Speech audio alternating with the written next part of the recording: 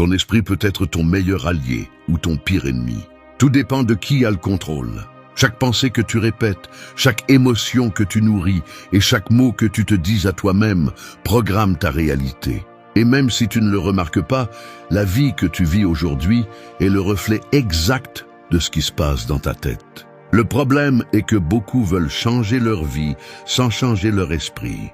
Ils attendent de nouveaux résultats en pensant de la même manière. Ils se lèvent avec le même dialogue intérieur, avec les mêmes excuses, avec la même voix qui leur dit « je ne peux pas ». Et ainsi passent les années, rêvant d'un changement qui n'arrive jamais parce qu'ils restent esclaves d'un système mental qu'ils ne remettent pas en question. Reprogrammer l'esprit n'est pas de la magie, c'est de la discipline. C'est avoir le courage d'observer tes pensées sans te justifier. C'est arrêter de réagir par impulsion et commencer à répondre avec conscience. Le stoïcisme enseigne précisément cela, que le pouvoir n'est pas dans le contrôle du monde, mais dans la maîtrise de l'esprit qui l'interprète. Que la véritable liberté ne dépend pas de ce qui se passe à l'extérieur, mais de la façon dont tu choisis de le percevoir. Si ton esprit est en chaos, ta vie le sera aussi. Mais lorsque tu entraînes ta pensée, tes émotions et tes habitudes, tout commence à s'aligner.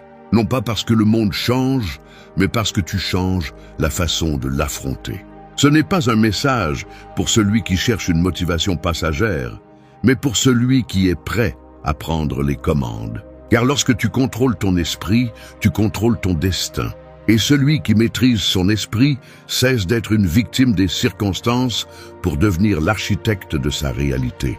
Prépare-toi, car les prochaines leçons ne te diront pas ce que tu veux entendre, mais ce que tu as besoin de comprendre. Le changement que tu cherches n'est pas dans le futur. Il est dans ton esprit, et il commence maintenant.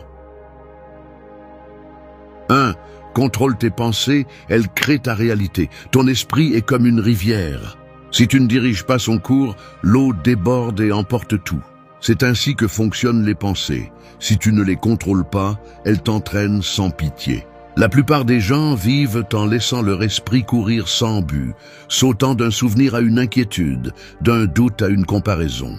Et puis ils se demandent pourquoi ils ont l'impression que leur vie est un chaos. Mais le chaos ne vient pas du monde extérieur, il vient du désordre interne. Ce que tu vois là-bas est le reflet de ce qui se passe dans ton esprit. Le stoïcisme enseigne que tu ne peux pas contrôler ce qui se passe, mais tu peux contrôler ce que tu penses de ce qui se passe. Marc Aurèle disait que la vie d'un homme est ce que ses pensées en font. Et il avait raison. Si tu te répètes que tout va mal, ton cerveau cherchera des preuves pour le confirmer. Si tu décides de voir chaque obstacle comme une opportunité, ton esprit s'adaptera pour trouver des solutions. La pensée est un ordre que le cerveau obéit et l'esprit ne distingue pas entre ce que tu imagines et ce que tu vis. C'est pourquoi il est si important de prendre soin de ce que tu penses. Contrôler tes pensées ne signifie pas les réprimer, mais les diriger. C'est les observer sans te laisser entraîner. Quand ton esprit te dit « je ne peux pas », remets-le en question. Demande-toi « est-ce vraiment vrai ou juste de la peur déguisée en logique ?» L'esprit a tendance à exagérer, à répéter de vieilles histoires, à te maintenir là où tu connais déjà la douleur. C'est pourquoi le maîtriser nécessite de la discipline et de la conscience. Il ne s'agit pas de lutter contre lui, mais de l'éduquer. Chaque fois que tu choisis une pensée consciente sur une pensée automatique, tu reprogrammes ton cerveau. Tu es en train de sculpter un nouveau chemin neuronal qui, avec le temps, deviendra ta nouvelle façon naturelle de penser. Le problème est que beaucoup attendent de ressentir de la motivation pour changer, alors que la motivation naît de la pensée correcte. Si tu penses que tu peux, tu agis. Si tu penses que tu ne peux pas, tu te paralyses. C'est pourquoi tout commence dans l'esprit. Tes pensées créent tes émotions. Tes émotions dirigent tes décisions et tes décisions définissent ton destin. Si tu veux une vie différente, commence par examiner ce que tu permets en toi. Chaque jour, observe ton esprit comme un gardien surveillant une porte. Demande-toi, cette pensée me renforce-t-elle ou m'affaiblit-elle? Si elle te détruit, ne la nourris pas. La plupart des gens ne se rendent pas compte que chaque pensée négative répétée est comme verser du poison dans leur propre verre. Peu à peu, ils se remplissent de ressentiment, de peur ou de doute, puis croient que la vie est injuste. Mais la vie ne fait que refléter la qualité de ton esprit. Contrôler les pensées est un entraînement quotidien. C'est remarquer quand ton esprit se disperse, quand il se concentre sur ce que tu ne peux pas changer, quand il se nourrit du passé. Dans ces moments-là, choisis de t'arrêter et de le rediriger. Répète des phrases qui renforcent ton esprit, comme « cela ne me contrôle pas ou je peux le gérer ». Ce ne sont pas de simples mots, ce sont des commandes qui reprogramment ton système mental. Ta réalité ne changera ni par chance ni par désir. Elle changera lorsque tu apprendras à penser avec intention. Lorsque tu cesseras de vivre à partir de la réaction et commenceras à vivre à partir du choix. L'esprit peut être une prison ou une forteresse. Tu décides laquelle construire. Et la décision commence maintenant, dans la pensée que tu choisis d'avoir après avoir entendu cela. Parce que chaque pensée compte, chacune laisse une trace, et chacune façonne la vie que tu es en train de créer. 2. Pense moins, agis plus. Il y a des gens qui vivent enfermés dans leur esprit comme s'il s'agissait d'une cage de verre. Ils analysent tout, questionnent tout, pensent à tout, mais ne font rien. Le problème n'est pas le manque d'idées, c'est l'excès de pensée qui ne se transforme jamais en action. Tu peux passer toute une vie à planifier le moment parfait, à attendre la motivation idéale, ou à calculer chaque pas. Mais la vérité est que le changement commence lorsque tu bouges, pas lorsque tu comprends tout. L'esprit est expert en inventer des excuses, et plus tu penses, plus il trouvera de raisons pour ne pas commencer. Le stoïcisme enseigne que l'action est la seule preuve réelle de sagesse. Sénèque disait qu'il ne suffit pas de savoir ce qu'il faut faire, il faut le faire. La réflexion sans action devient un refuge confortable pour les lâches. Penser est utile seulement si cela te mène à décider, et décider est précieux seulement si cela te mène à agir. Il n'y a pas de transformation sans mouvement. Tu peux lire 100 livres, écouter 1000 conseils, mais si tu n'appliques rien, tu restes au même point. La connaissance ne te change pas, la pratique oui. La pensée excessive naît de la peur. Peur d'échouer, d'être jugé, de ne pas être prêt. Mais la vérité est que personne n'est complètement prêt pour rien. Les conditions parfaites n'existent pas. Si tu attends d'avoir tout clair, l'opportunité passera devant toi sans que tu la voies. Et pendant que tu doutes, quelqu'un avec moins de talent mais plus d'action sera déjà en train d'avancer. Tu n'as pas besoin de te sentir prêt, tu as besoin d'oser. La confiance ne se trouve pas avant d'agir. Elle se construit pendant que tu agis. Penser moins ne signifie pas être impulsif. Cela signifie avoir confiance en ton jugement et bouger sans trop de bruit mental. Cela signifie comprendre que tous les problèmes ne se résolvent pas en pensant. Certains ne se résolvent qu'en faisant. Il y a des batailles qui ne se gagnent pas par l'analyse, mais par l'expérience. Chaque pas t'enseigne plus que 1000 pensées. Celui qui agit apprend. Celui qui ne fait que penser stagne. La pensée excessive te vole aussi de l'énergie. L'esprit consomme de la force en imaginant des scénarios qui ne se produisent jamais. Il t'épuise, te paralyse, te fait te sentir fatigué avant de commencer. Mais quand tu passes de la pensée à l'action, quelque chose change. L'énergie revient, l'esprit se calme, le corps répond. Parce que l'action apporte de la clarté. Tu n'as pas besoin de tout voir, tu as juste besoin de faire le prochain pas, l'un après l'autre, sans attendre de garantie. Les stoïciens ne cherchaient pas à contrôler l'avenir, ils cherchaient à contrôler leur réponse au présent. Et cela se fait en agissant. Faire ce qui est juste même si tu n'en as pas envie.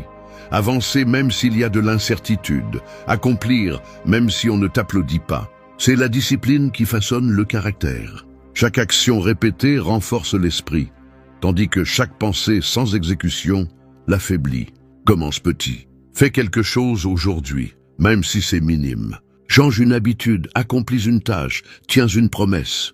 Parce que lorsque tu tiens ce que tu dis, ton esprit apprend à te faire confiance. Et quand ton esprit te fait confiance, il cesse de te saboter. Ne pense pas trop à comment le faire parfaitement, fais le présent. N'attends pas l'inspiration, crée le mouvement. Penser moins et agir plus, c'est te libérer de la prison mentale qui retarde ta vie. C'est comprendre que le chemin se construit en marchant, pas en imaginant. Que le doute se dissout avec l'expérience et que l'action même imparfaite vaut toujours plus que l'intention. Pendant que beaucoup continuent de rêver du moment idéal, tu peux faire de ce moment le bon. Parce que la pensée sans action est du bruit, mais l'action consciente est du pouvoir. 3. Prends soin de ce que tu consommes. Façonne ton esprit. Ton esprit est comme un miroir. Il reflète tout ce qu'il observe. Ce que tu vois, entends et répètes devient le matériau avec lequel tu construis ton monde intérieur. C'est pourquoi ce que tu consommes n'est pas seulement ce que tu manges, mais aussi ce que tu lis, ce que tu regardes, ce que tu écoutes, et les personnes avec lesquelles tu partages de l'énergie. Sans t'en rendre compte, chaque fragment d'information, chaque conversation, chaque image laisse une empreinte sur toi. Et ces empreintes s'accumulent jusqu'à former ta façon de penser, ton humeur quotidienne, tes réactions et ta vision de la vie. Beaucoup veulent avoir la paix de l'esprit tout en se nourrissant de bruit.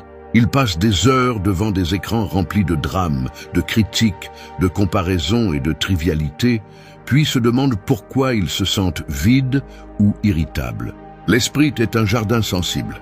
Si tu le remplis de déchets, n'attends pas de fleurs. Le stoïcisme enseignait l'importance de protéger l'âme de ce qui pollue la pensée. Épictète disait que ce ne sont pas les choses qui nous perturbent, mais l'opinion que nous avons d'elles. Aujourd'hui, nous pourrions dire, ce n'est pas le monde numérique qui te fait du mal, c'est ce que tu décides de laisser entrer dans ton esprit. Tout ce que tu consommes devient nourriture ou poison. Lorsque tu choisis d'écouter des messages qui te renforcent, de lire des livres qui te mettent au défi ou de t'entourer de personnes qui t'inspirent, tu nourris ton esprit avec une énergie constructive. Mais lorsque tu consommes des plaintes, des nouvelles négatives ou des comparaisons constantes, tu affaiblis ton système mental. Ton esprit traite tout ce qui entre, même ce que tu penses ignorer. Cette musique, ces commentaires, ces pensées étrangères que tu répètes, tous deviennent une partie de ta programmation interne. L'esprit ne distingue pas entre la réalité et la répétition. Si tu répètes une idée suffisamment, elle finit par y croire. Si tu t'entoures de plaintes, ton esprit adoptera le langage du découragement. Si tu t'entoures de gratitude et d'efforts, ton esprit adoptera cette vibration. C'est pourquoi prendre soin de ce que tu consommes n'est pas un acte superficiel, c'est une pratique spirituelle. C'est prendre la responsabilité de l'environnement mental dans lequel tu vis tous les jours. Le problème est qu'aujourd'hui, tout est en concurrence pour ton attention. Les réseaux, les médias, l'opinion des autres, la distraction est devenue normale. Mais normal ne signifie pas sain. Si tu n'es pas conscient de ce que tu laisses entrer, d'autres décideront de ce que tu penseras demain. C'est pourquoi les stoïciens parlaient de contrôle interne, de filtrage avec sagesse. Tu ne peux pas t'isoler du monde, mais tu peux choisir ce qui t'influence. Chaque choix est une graine. Commence à nettoyer ton régime mental avec la même sérieux que tu prendrais soin de ton corps. Limite le bruit, réduis le contenu qui ne fait que te faire sentir insuffisant ou en constante comparaison. Change le temps que tu passes en distraction par du temps de lecture, de réflexion ou de silence. Observe ce qui te laisse calme et ce qui te vole de l'énergie.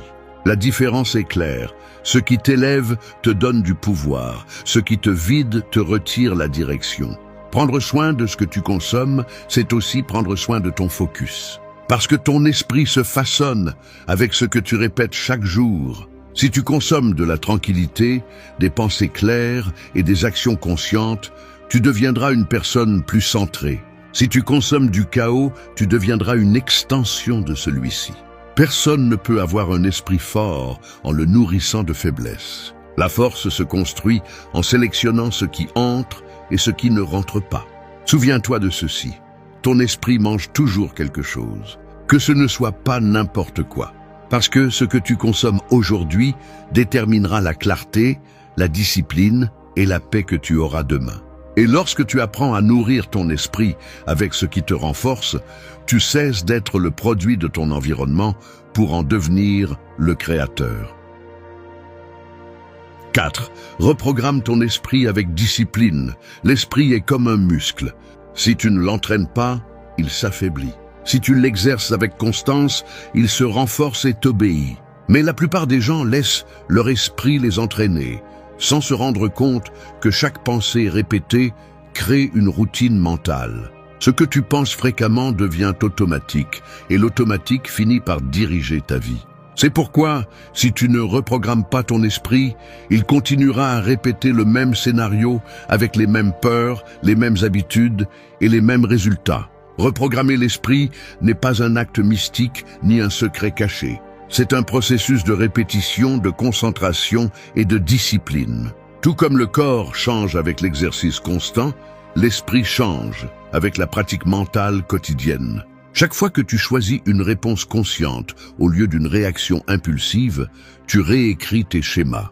Chaque fois que tu choisis de penser avec calme et non avec peur, tu apprends à ton cerveau une nouvelle façon de vivre. Mais cela ne se fait pas en un jour. La discipline est le prix du changement. Les stoïciens l'ont mieux compris que quiconque. Ils savaient que l'esprit, sans entraînement, devient l'esclave de l'environnement. C'est pourquoi ils pratiquaient le contrôle interne, la répétition de pensées rationnelles, la réflexion constante et l'observation quotidienne. Marc Aurèle écrivait pour se rappeler ses propres leçons, car il savait que l'esprit oublie vite. Épictète disait que le progrès ne dépend pas de ce que tu entends, mais de ce que tu pratiques. Et cela reste vrai. Il ne suffit pas de comprendre les principes, il faut les appliquer chaque jour, jusqu'à ce qu'ils deviennent une partie de toi. La discipline mentale consiste en 3 actes: observer, remplacer et répéter. D'abord, observe ce que tu penses. Sois conscient des schémas qui se répètent, des phrases automatiques qui surgissent lorsque quelque chose ne va pas. Ensuite, remplace-les par des pensées qui te renforcent. Il ne s'agit pas de répéter des phrases vides, mais de choisir des mots qui te donnent une direction. Enfin, répète. L'esprit apprend par répétition, non par inspiration. Chaque fois que tu choisis une nouvelle pensée, tu renforces un chemin mental différent. Et avec le temps, ce nouveau chemin devient le plus fort. Mais l'esprit est paresseux. Et au début, il résistera au changement. Il essaiera de te ramener à ce que tu connais, à ce qui est confortable, à ce qu'il a fait pendant des années. Il te fera croire que tu ne peux pas, que cela ne vaut pas la peine, que c'est mieux demain. Cette résistance n'est pas un signe d'échec, c'est un signe que tu reprogrammes quelque chose de profond.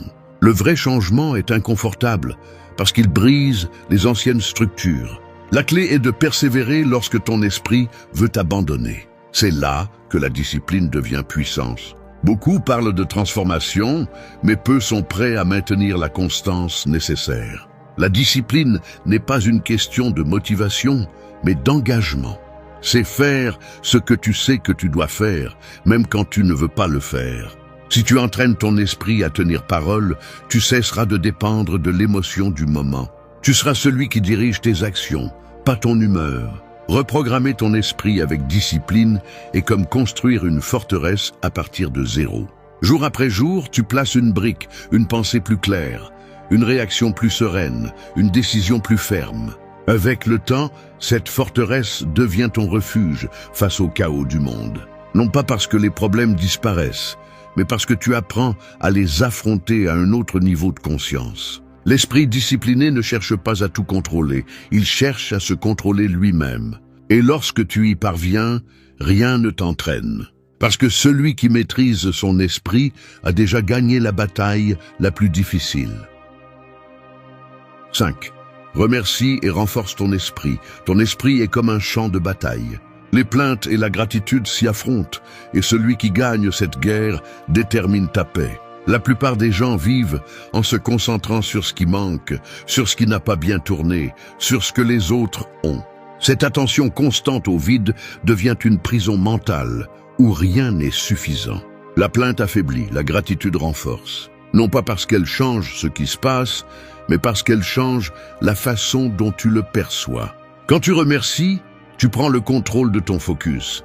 Et là où il y a du focus, il y a du pouvoir. La gratitude n'est pas une émotion douce ni un acte décoratif. C'est une stratégie mentale. C'est un exercice de conscience qui entraîne l'esprit à reconnaître ce qui fonctionne, au milieu de ce qui semble aller mal. Les stoïciens l'utilisaient comme un outil de force spirituelle. Ils savaient que celui qui remercie ne dépend pas des circonstances pour se sentir accompli. Marc Aurèle écrivait que même les difficultés sont des cadeaux déguisés, car chacune offre une opportunité de croissance. C'est l'état d'esprit du guerrier, remercier non seulement ce qui est facile, mais aussi ce qui fait mal, car il sait que tout ce qui arrive sert à forger son caractère. Remercier ne signifie pas se contenter, cela signifie reconnaître que ce que tu as maintenant est la base pour avancer. L'esprit qui remercie se renforce, car il cesse de lutter contre la réalité. Il accepte le présent tel qu'il est et agit avec clarté à partir de là. Il n'y a rien de plus puissant qu'un esprit qui peut regarder une journée difficile et encore trouver des raisons de remercier. Cette attitude transforme l'énergie interne, réduit l'anxiété et redonne le contrôle. Parce que pendant que tu te plains, ton attention est sur ce que tu ne peux pas changer. Quand tu remercies, tu la déplaces vers ce que tu peux améliorer. Chaque matin, avant que le bruit de la journée ne commence, arrête-toi un instant et remercie. Pas de manière automatique, mais consciente. Remercie d'avoir une autre opportunité d'agir, pour le corps qui te soutient, pour les gens qui t'enseignent, même pour ceux qui te défient. La gratitude transforme le présent en suffisant et l'avenir en possible. C'est une pratique qui nettoie l'esprit des plaintes et prépare l'esprit à résister au chaos. La personne qui remercie devient inébranlable parce qu'elle a appris à trouver du sens en tout.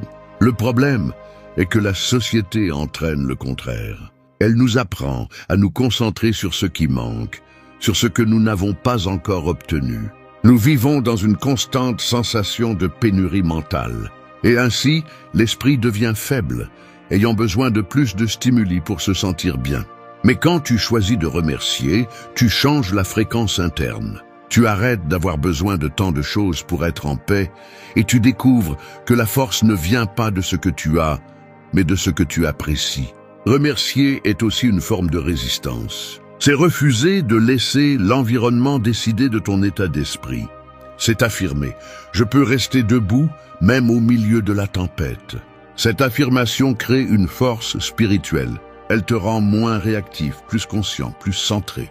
La gratitude transforme les défis en entraînement, la douleur en sagesse, la perte en croissance. La pratiquer quotidiennement est comme aiguiser une épée intérieure. Non pas parce que la vie cesse de te frapper, mais parce que tu apprends à recevoir chaque coup avec calme. C'est la différence entre la personne qui se brise et celle qui s'élève. La gratitude te donne des racines quand tout vacille. Elle te rappelle que malgré tout, tu es toujours là. Et tant que tu es là, tu as du pouvoir. Parce que le vrai pouvoir n'est pas d'avoir plus, c'est de savoir voir au-delà. Remercier ne change pas le monde, mais ça change l'esprit qui l'interprète. Et cet esprit est celui qui transforme ta vie. 6. Brise le pilote automatique.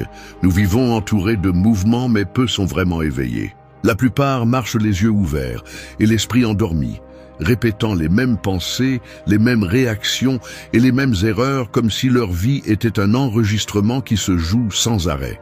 Le pilote automatique s'active lorsque tu cesses de remettre en question ce que tu fais, lorsque ta journée devient une séquence d'habitudes inconscientes où tu ne décides plus, tu répètes seulement.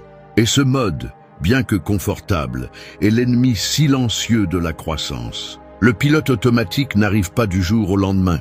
Il se construit petit à petit avec la routine, la précipitation, le manque de réflexion. L'esprit s'habitue au chemin connu et cesse d'explorer de nouvelles routes. Ce qui est dangereux, c'est que dans ce mode de vie, tu peux passer des années à vivre sans vraiment vivre. Tu te lèves, tu accomplis, tu produis, tu réponds, mais à l'intérieur, tu es absent. C'est une forme de survie déguisée en normalité. Et le pire, c'est que beaucoup de gens pensent que c'est la vie. Le stoïcisme enseigne le contraire. Vivre avec présence, avec attention et avec intention. Épictète disait que personne n'est libre s'il ne contrôle pas son propre esprit. Être en pilote automatique, c'est perdre la liberté, parce que tu laisses ton esprit, ton environnement ou tes émotions décider pour toi. C'est vivre en réagissant, pas en choisissant. Quand tu te plains sans t'en rendre compte, quand tu discutes sans réfléchir, quand tu répètes une habitude que tu sais déjà qu'elle te fait du mal, c'est le pilote automatique qui parle pour toi. Le briser exige de la conscience. Cela signifie s'arrêter et s'observer sans jugement. Cela signifie réaliser que tu n'as pas à continuer à agir de la même manière simplement parce que tu l'as toujours fait. Chaque pensée répétée peut être interrompue, chaque impulsion peut être observée, chaque réaction peut être choisie. L'esprit conscient ne se laisse pas entraîner, il se demande pourquoi. Il se questionne avant de répondre, il s'arrête avant de répéter. Et dans ce petit espace, entre l'impulsion et l'action, naît la liberté. Briser le pilote automatique exige également de l'inconfort. Car sortir de la routine mentale, c'est comme se réveiller d'un sommeil profond. Au début, ça fait mal. Ça fait mal de réaliser combien d'années tu as vécu en mode défense, combien de décisions tu as prises sans vraiment réfléchir, combien de fois tu as tué ce que tu ressentais ou suivi un chemin qui ne te représentait pas. Mais cette douleur est le prix de la lucidité. C'est le premier pas pour commencer à vivre avec intention.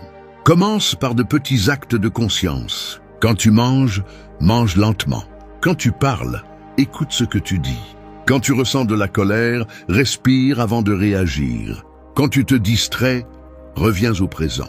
Ce sont des actions simples, mais puissantes. Parce que chaque fois que tu choisis d'être présent, tu affaiblis le mode automatique et renforces ton esprit conscient. Les stoïciens pratiquaient cela quotidiennement. Il ne s'agissait pas de tout contrôler, mais d'être attentif à eux-mêmes, de maîtriser l'attention comme un guerrier maîtrise son épée. Le pilote automatique te vole la vie en silence. Il te fait croire que tu avances alors qu'en réalité tu tournes en rond. Le briser, c'est récupérer le pouvoir de décider, le pouvoir de ressentir, le pouvoir d'agir avec clarté. La vie ne se vit pas en y pensant, elle se vit en y étant. La présence est la véritable forme de liberté. Tu n'as pas besoin de tout changer d'un coup. Tu as juste besoin de te réveiller. L'esprit entraîné observe, choisit et agit avec un but. Et quand tu y arrives, chaque jour cesse d'être une répétition pour devenir une opportunité. Briser le pilote automatique, ce n'est pas cesser de bouger, c'est commencer à bouger avec sens. Parce qu'une vie consciente n'est pas celle qui avance rapidement, mais celle qui avance éveillée. 7. Maîtrise ton dialogue interne. Chaque personne a une voix en elle qui ne se tait jamais.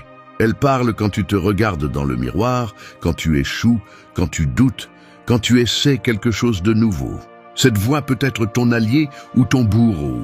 Si tu la laisses libre, elle peut te détruire avec ses jugements, mais si tu la maîtrises, elle peut te transformer en quelqu'un d'invincible. L'esprit est un narrateur infatigable qui te raconte des histoires sur qui tu es et ce que tu mérites, et ces histoires façonnent ta réalité bien plus que tu ne l'imagines. Le dialogue interne est le langage avec lequel tu programmes ton esprit. Chaque mot que tu répètes devient un ordre que ton cerveau obéit. Si tu te dis constamment « je ne peux pas, je ne suis pas bon, j'échoue toujours », tu renforces ces idées jusqu'à ce qu'elles deviennent ta vérité. Et le pire, c'est que tu ne t'en rends même pas compte, parce que tu le fais en silence. L'ennemi le plus dangereux n'est pas celui qui te critique de l'extérieur, c'est celui qui murmure en toi que tu n'es pas assez bon. Le stoïcisme enseigne que l'esprit doit être entraîné à raisonner avant de réagir. Marc Aurèle écrivait que l'âme se teint de la couleur de ses pensées. Cela signifie que si tes pensées sont sombres, ta vie le sera aussi. Mais si ton esprit apprend à parler clairement, la lumière revient. Maîtriser le dialogue interne n'est pas nier ce que tu ressens. C'est choisir les mots justes pour diriger tes émotions au lieu d'être dirigé par elles. La première étape est d'écouter ce que tu te dis. Peu de personnes le font. Ils vivent en répétant des phrases qu'ils ont absorbées de leur environnement, de leur enfance, de personnes qui les ont sous-estimées. Si tu n'es pas conscient de ces phrases, elles deviennent des commandements internes qui guident tes décisions. Ainsi, quelqu'un qui a grandi en entendant « tu n'es pas capable » finira par saboter chaque opportunité qui se présente à lui. Non pas parce qu'il ne peut pas, mais parce que son esprit est programmé pour douter. Maîtriser le dialogue interne, c'est rééduquer cette voix. Quand la critique apparaît, réponds-lui avec raison. Quand le doute surgit, rappelle-toi les pas que tu as déjà faits. Quand la peur te parle, réponds-lui par l'action. Il ne s'agit pas de te parler avec de fausses affirmations positives, mais de te dire la vérité à partir de la force. Au lieu de « je ne peux pas », dis « je suis encore en train d'apprendre ». Au lieu de « j'ai échoué encore une fois », dis « je comprends comment faire mieux ». L'esprit répond à la répétition et à l'émotion. Donc chaque phrase que tu dis avec conviction s'enregistrera comme un nouveau chemin mental. Bien te parler n'est pas de l'ego, c'est de la responsabilité. Parce que si tu ne te donnes pas de pouvoir, personne ne te le donnera. Les stoïciens comprenaient que la pensée correcte était la base de la sérénité. Si tu laisses ton esprit te parler comme un ennemi, tu n'auras jamais la paix. Si tu apprends à guider ton dialogue interne, tu pourras rester fort même au milieu du chaos. Le langage interne est de l'énergie pure. Il peut te guérir ou te détruire, te motiver ou te couler. Chaque jour, la voix en toi te construit ou t'affaiblit, et tu décides laquelle des deux versions tu nourris. Commence par observer tes pensées sans peur. Change-les quand elles te sabotent, et répète avec discipline les mots qui te maintiennent en équilibre. Maîtriser le dialogue interne est l'un des actes les plus puissants de liberté. Parce que lorsque ton esprit devient ton allié, rien d'extérieur ne peut te manipuler. La personne qui maîtrise sa voix intérieure devient invincible. Non pas parce qu'elle n'a pas peur, mais parce qu'elle a appris à ne pas croire tout ce qu'elle pense. 8. Construis la paix en toi. Le monde extérieur est un reflet de l'intérieur. Tu peux changer de lieu, de compagnie ou de travail, mais si ton esprit est toujours en guerre, la paix restera un rêve lointain. La paix ne se trouve pas à l'extérieur, elle se construit à l'intérieur. Brique par brique, pensée par pensée. Ce n'est pas un état auquel tu arrives, c'est une pratique quotidienne. C'est l'art de rester calme, au milieu de la tempête, de ne pas laisser le bruit extérieur éteindre ta clarté intérieure. Imagine que ton esprit est une maison. Chaque pensée est un invité. Si tu laisses tout le monde entrer, ta maison sera remplie de chaos. Mais si tu choisis à qui ouvrir la porte, tu pourras vivre en ordre. La paix mentale ne signifie pas qu'il n'y a pas de problème. Cela signifie que tu ne permets pas à chaque problème de s'installer en toi. Apprendre à sélectionner tes pensées, c'est apprendre à protéger ton foyer intérieur. Tu n'as pas besoin d'expulser le bruit du monde. Tu as juste besoin d'empêcher qu'il ne prenne possession de ton espace. Les stoïciens comprenaient cela en profondeur. Marc Aurèle gouvernait un empire plein de conflits, et pourtant, il trouvait la sérénité parce qu'il comprenait que la véritable bataille se déroulait à l'intérieur. Il a écrit que la tranquillité vient d'un esprit ordonné, non d'un monde parfait. Cela reste vrai aujourd'hui. Tu ne peux pas contrôler le trafic, les gens ou les nouvelles, mais tu peux contrôler la façon dont ton esprit réagit à eux. La paix est atteinte lorsque tu choisis de ne pas participer à des guerres mentales inutiles. Construire la paix intérieure est une forme de discipline. Il ne s'agit pas d'éviter ou de réprimer, mais de former l'esprit à répondre avec sagesse. Chaque fois que tu choisis de ne pas discuter avec quelqu'un qui cherche à te provoquer, tu renforces ta paix. Chaque fois que tu décides de respirer avant de réagir, tu construis la stabilité. Chaque fois que tu choisis de lâcher prise sur quelque chose que tu ne peux pas changer, tu poses une brique de plus dans les fondations de ta sérénité. Le calme n'est pas une faiblesse, c'est une maîtrise. Seul celui qui se connaît lui-même peut rester en équilibre lorsque tout s'effondre. Le problème est que beaucoup cherchent la paix à l'extérieur, dans l'approbation, dans le couple, dans l'argent, dans le repos, dans le voyage. Mais cette paix dépend de conditions qui changent. Et lorsque ces conditions disparaissent, la tranquillité disparaît aussi. La véritable paix ne dépend pas de ce qui se passe, elle dépend de ta capacité à rester serein, quel que soit le résultat. C'est un état qui se cultive à partir de la conscience, de la compréhension profonde, que rien d'extérieur n'a de pouvoir sur ton esprit si tu ne le lui donnes pas. Le stoïcisme enseigne que ce qui te perturbe n'est pas le fait, mais ton interprétation du fait. Si tu te mets en colère pour quelque chose, ce n'est pas la situation qui te fait perdre ton calme, c'est ton jugement sur elle. Et si tu changes le jugement, tu changes l'émotion. La paix intérieure est le résultat de cette pratique constante de réinterpréter la réalité à partir de la raison et non de l'impulsivité. C'est te demander « cela mérite-t-il mon énergie ou cela vole-t-il simplement mon attention ?» Construire la paix en toi, ce n'est pas te retirer du monde. C'est apprendre à vivre en lui sans te perdre. C'est avoir la force de rester calme pendant que les autres s'agitent. C'est ne pas répondre avec colère lorsque l'environnement exige des cris. C'est rester fidèle à ton centre, même lorsque tout autour cherche à te déstabiliser. C'est là la véritable maîtrise mentale. Lorsque tu y parviens, rien ni personne ne peut te voler ta sérénité.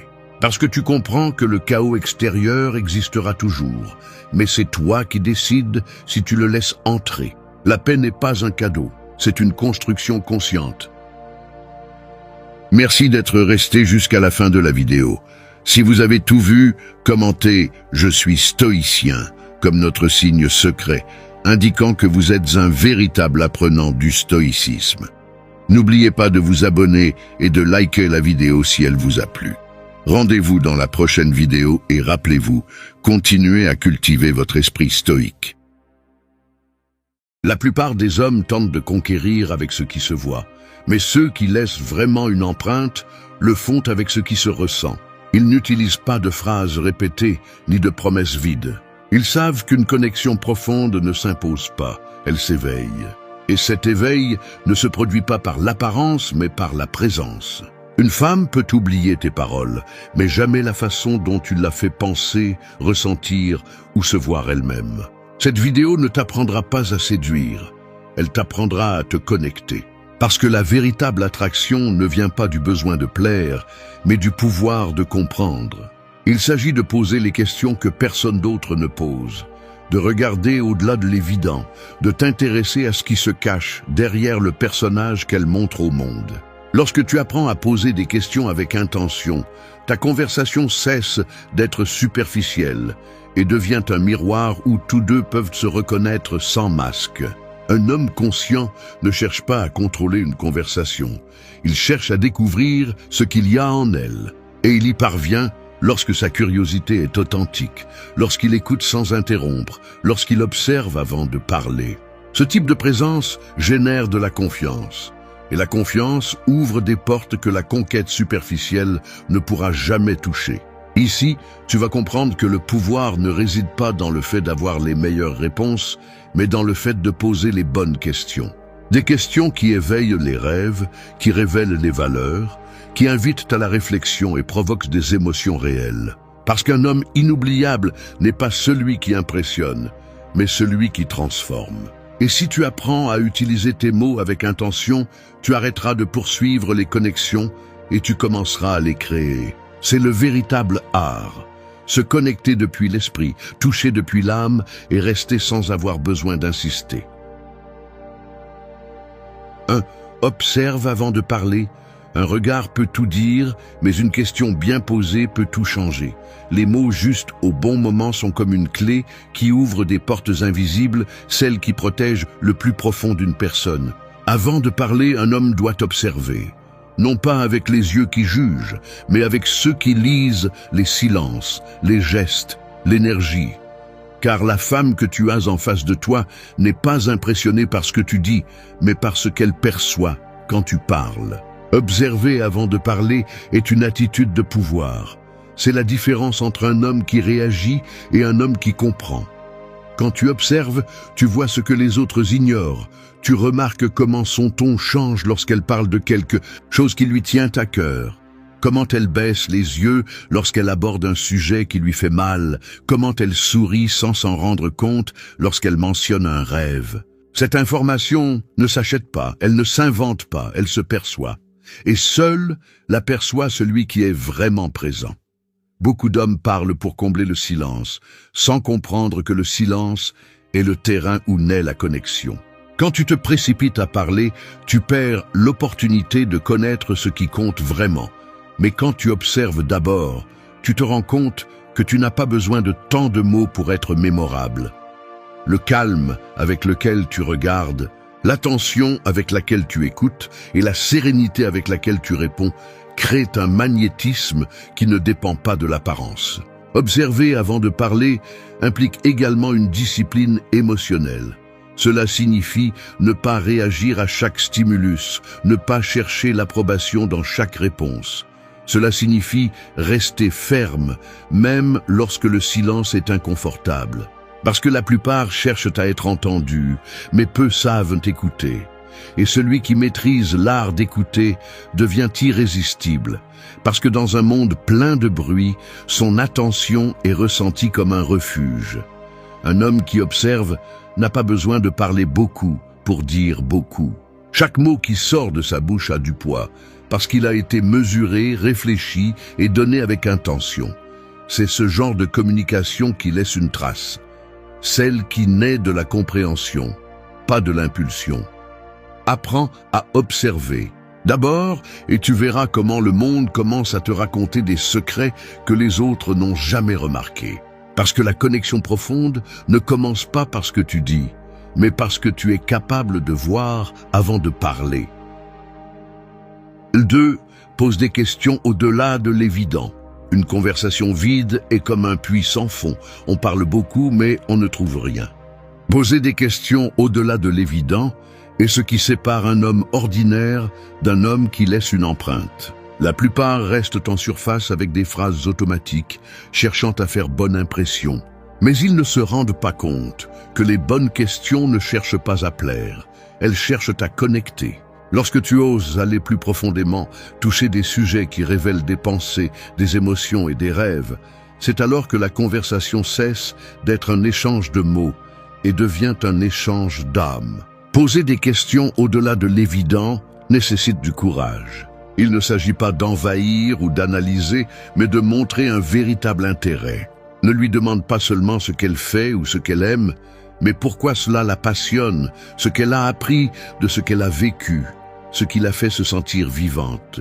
Chaque question bien formulée est une invitation à descendre une couche de plus, à cesser de parler au personnage et à commencer à connaître la personne. Un homme qui sait poser des questions avec intention devient magnétique, car il démontre quelque chose qui est rare, la présence. Il ne pense pas à ce qu'il dira ensuite, il écoute. Il est là, curieux, sans prétention, sans chercher à approuver ou à impressionner. Cette authenticité brise les défenses, éveille la confiance et suscite l'intérêt.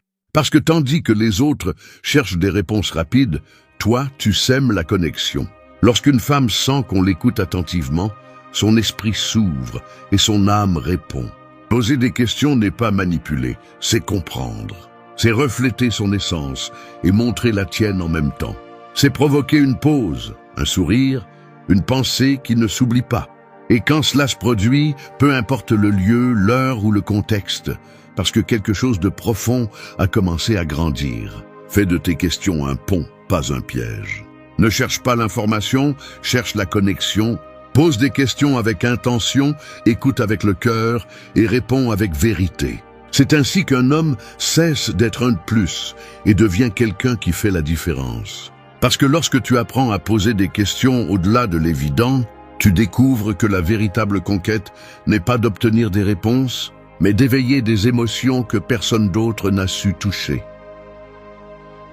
3. Partage ta vérité. Un miroir propre reflète ce qu'il a devant lui, mais un miroir fissuré révèle la profondeur. Il en va de même pour les êtres humains. Montrer seulement la perfection crée de la distance, tandis que partager ta vérité crée de la connexion. Un homme qui ose parler avec authenticité, sans masque ni posture, dégage une force qu'il n'a pas besoin de prouver. Car la véritable attraction ne naît pas de l'apparence, mais de la transparence avec laquelle tu vis. Partager ta vérité ne signifie pas tout dévoiler ni te transformer en confessionnal. Cela veut dire parler à partir de ce que tu es réellement et non de ce que tu crois que l'autre veut entendre. C'est oser raconter ce que tu as appris de tes erreurs, ce que tu as eu du mal à surmonter, ce que tu cherches encore à comprendre. Non pas pour susciter la pitié, mais pour montrer que tu as une histoire, que tu es tombé et que tu t'es relevé, que tu sais ce que c'est de ressentir et de continuer à avancer. Cette vulnérabilité bien exprimée ne t'affaiblit pas. Au contraire, elle montre ta maturité émotionnelle. Les femmes perçoivent avec précision si un homme parle depuis son ego ou depuis sa vérité. La différence réside dans l'énergie. L'ego cherche l'approbation, la vérité cherche la compréhension. Quand tu parles avec l'ego, ton message sonne faux. Quand tu parles avec ton essence, les mots coulent naturellement. Et c'est cela qui captive, qui rend une conversation mémorable. Un homme qui partage sa vérité ne craint pas le jugement. Il sait que l'authenticité ne sera pas toujours comprise, mais qu'elle sera toujours respectée. Cette force intérieure, cette sérénité avec laquelle il assume ce qu'il est, crée un type d'attraction différent. Non pas celle qui cherche à conquérir, mais celle qui donne envie de rester. Car la véritable confiance ne se construit pas avec des compliments, mais avec l'honnêteté. Parler avec vérité te protège aussi des jeux superficiels. Cela te permet d'attirer ceux qui apprécient ton essence et d'éloigner ceux qui ne cherchent qu'une façade. Cela te rend cohérent, stable, prévisible dans ton intégrité. Et cela, dans un monde plein d'apparences, est un véritable trésor. Si tu veux vraiment créer une connexion, cesse de jouer un rôle et commence à partager. Parle avec sincérité, sans artifice, sans peur d'être mal interprété. Car celui qui parle depuis son âme n'a pas besoin de convaincre. Il se contente d'être. Quand tu apprends à partager ta vérité, tes mots cessent de chercher l'attention et commencent à inspirer le respect. Et c'est là le fondement de toute connexion profonde. Deux vérités qui se rencontrent et choisissent d'avancer au même rythme. 4. Réveille ses rêves. Il y a des hommes qui parlent pour combler le silence, et d'autres qui, avec peu de mots, parviennent à allumer quelque chose qui était endormi. Réveiller les rêves d'une femme n'a rien à voir avec la convaincre de quoi que ce soit, mais plutôt avec lui rappeler ce qu'elle savait déjà, mais avait oublié. Un homme qui inspire n'a pas besoin de le crier. Sa présence le communique déjà, parce que là où d'autres cherchent l'attention, lui cherche la profondeur, et là où beaucoup essaient d'impressionner, lui essaie de réveiller. Lorsque tu deviens le genre d'homme qui parle avec conscience, tes paroles cessent d'être du bruit et se transforment en signaux. Chaque phrase, chaque question, chaque geste peut devenir une étincelle qui réactive sa foi en elle-même. Une femme ne tombe pas amoureuse de celui qui la distrait, mais de celui qui la fait réfléchir, de celui qui lui redonne la motivation, de celui qui lui montre qu'il reste encore des choses à accomplir. C'est là le pouvoir de réveiller les rêves, provoquer un mouvement intérieur, sans avoir besoin de pousser. Mais avant de pouvoir réveiller les rêves de quelqu'un, tu dois avoir réveillé les tiens. Personne ne peut t'inspirer s'il vit endormi dans sa propre médiocrité. Si tu ne sais pas où tu vas, tu ne peux aider personne à trouver son chemin. Réveiller les rêves commence par ton propre exemple, par la façon dont tu marches, parles et vis avec un but. Lorsqu'une femme sent que ton énergie est alignée avec quelque chose de plus grand que toi, son attention se focalise naturellement. La cohérence attire plus que n'importe quel joli mot. Réveiller ses rêves n'est pas lui promettre le ciel, c'est lui montrer qu'elle peut l'atteindre par elle-même. C'est reconnaître son potentiel, la faire réfléchir sans rien imposer, la pousser à regarder ce qu'elle a évité. Tu n'as pas besoin de lui donner des solutions, juste de lui poser les questions qui réveillent son feu intérieur. Qu'est-ce qui te ferait vraiment te sentir vivante? Qu'as-tu arrêté de faire par peur? Quelle version de toi-même repousses-tu? Des questions comme celle-ci ne cherchent pas à contrôler, elles cherchent la vérité. Dans un monde rempli de relations superficielles, un homme qui aide une femme à se reconnecter à son essence devient impossible à oublier. Parce qu'elle ne se souviendra pas de lui pour ce qu'il a dit, mais pour la façon dont il l'a fait se sentir avec elle-même. Sa présence devient un point de référence, un rappel de son pouvoir, de sa valeur, de ce qu'elle mérite. Et quand tu réussis cela, tu n'as pas besoin d'insister, parce qu'elle sentira elle-même la connexion. Réveiller les rêves d'une femme n'est pas essayer d'être son sauveur. C'est être un compagnon de croissance, quelqu'un qui partage une vision, qui stimule sans dominer, qui écoute sans corriger. C'est lui donner de l'espace pour être plus, sans craindre qu'elle brille. Lorsque tu aides une femme à s'étendre, son énergie t'élève aussi. Il n'y a pas de compétition, il y a de l'évolution. Ton rôle n'est pas de lui construire des ailes, mais de lui rappeler qu'elle en a déjà. Il ne s'agit pas de lui dire ce qu'elle doit faire, mais de croire en ce qu'elle peut faire. Et quand ce type de croyance vient d'un homme qui parle calmement, fermement et à partir de la vérité, il devient presque impossible de ne pas le sentir. Cette confiance que tu transmets lorsque tu parles de but, de vision, de but, réveille en elle le besoin de grandir aussi. Si tu veux une véritable connexion, ne cherche pas des émotions momentanées. Cherche une expansion mutuelle. Ne la conquiers pas avec des flatteries, conquiers-la avec une direction. Parce qu'un homme qui inspire des rêves n'a pas besoin de demander de l'amour, sa seule présence le provoque. Et quand tu réussis cela, l'attraction cesse d'être physique et devient quelque chose de plus profond. Une union entre deux personnes qui se rappellent mutuellement ce qu'elles sont capables d'être. 5. Défends tes valeurs. Un arbre peut perdre ses feuilles, mais si ses racines sont solides, aucun vent ne peut l'arracher. Il en va de même pour un homme. Dans un monde où beaucoup changent d'avis pour s'intégrer ou par peur de se retrouver seul, rester fidèle à ses valeurs est une déclaration silencieuse de force. Les femmes ne sont pas attirées par celui qui essaie de plaire à tout le monde, mais par celui qui a une boussole interne si claire qu'elle ne dévie ni par flatterie ni par pression. Défendre tes valeurs ne signifie pas être inflexible ou arrogant. Cela signifie avoir des principes qui guident tes décisions même lorsque personne ne te regarde. Cela signifie dire non quand quelque chose va à l'encontre de ce que tu es, même si cela te coûte l'approbation de quelqu'un. Car celui qui n'a pas de limite morale devient prévisible, et ce qui est prévisible cesse de générer du respect.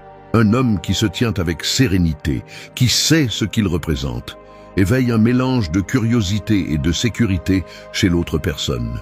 Une femme se sent émotionnellement en sécurité lorsqu'elle perçoit de la cohérence. Elle peut ne pas partager tes idées, mais si elle voit que tu les soutiens avec calme et sans imposition, elle ressentira du respect. Le respect est le terrain sur lequel fleurit l'attraction profonde. C'est pourquoi, lorsque tu parles de ce en quoi tu crois, fais-le avec conviction, non pas pour convaincre, mais pour montrer la direction. Cette fermeté sans agression communique plus que 1000 promesses. Le problème est que beaucoup d'hommes confondent adaptabilité et faiblesse. Ils pensent que pour se connecter, ils doivent être d'accord sur tout, sourire à ce qu'ils n'approuvent pas et taire ce qu'ils pensent vraiment. Mais ce qui crée la connexion n'est pas de feindre l'affinité, c'est de montrer l'authenticité. Si tu as des valeurs claires et que tu les vis, tu n'as pas besoin de les imposer, juste de les incarner. Ton exemple parlera plus fort que n'importe quel argument. Défendre tes valeurs implique également de protéger ton énergie. Il ne s'agit pas seulement d'idées, mais aussi d'actions. C'est prendre soin de ton temps, de tes limites, de ta parole. Lorsque tu restes ferme dans tes décisions, dans tes habitudes, dans la façon dont tu traites les autres, tu projettes une stabilité émotionnelle qui se ressent. Les femmes remarquent cela. Elles remarquent quand un homme ne se trahit pas pour bien paraître. Et dans un monde plein de contradictions, cette intégrité devient magnétique. Il y aura ceux qui essaieront de te défier, de te provoquer ou de te faire douter. C'est là que ton caractère est mis à l'épreuve. Il ne s'agit pas de discuter, il s'agit de garder son calme. Défends tes principes sans élever la voix, avec la tranquillité de celui qui ne cherche pas à avoir raison, mais à être en paix avec lui-même. Cette sérénité est du pouvoir. Parce que lorsqu'un homme montre qu'il ne se vend pas, ni pour le plaisir, ni pour l'approbation, il gagne quelque chose de plus grand, le respect, l'admiration et la confiance. Défendre tes valeurs ne te rend pas difficile, cela te rend authentique. Cela te distingue de la masse. Et lorsqu'une femme ressent cette cohérence, elle sait qu'elle est face à quelqu'un de réel, quelqu'un qui n'a pas besoin de se déguiser pour être accepté. L'attraction la plus forte ne naît pas du désir, mais de la certitude. Et un homme aux valeurs fermes transmet cette certitude. Il n'est pas le plus bruyant, il est le plus fiable. Il ne cherche pas à briller, il illumine. Alors reste fidèle à toi-même, même lorsque personne ne t'applaudit. Tes valeurs sont ton encre, et si tu apprends à les défendre avec calme et fermeté, tu attireras celui qui vit également avec un but. Parce que celui qui respecte son essence finit entouré de personnes qui respectent la leur. Et cela, plus qu'une connexion, est le début de quelque chose de réel. 6. Réfléchis. Ne juge pas, les gens ne s'ouvrent pas à ceux qui les jugent, ils s'ouvrent à ceux qui les reflètent. Comme un miroir qui ne critique pas l'image qu'il reçoit, il la renvoie simplement avec clarté. Un homme qui apprend à refléter plutôt qu'à juger devient quelqu'un avec qui les gens se sentent en sécurité. Cette sécurité émotionnelle est la base de toute connexion profonde. Car lorsqu'une femme sent qu'elle ne sera pas analysée ni corrigée, elle ose se montrer telle qu'elle est. Réfléchir signifie écouter attentivement, non pas dans l'intention de répondre, mais de comprendre.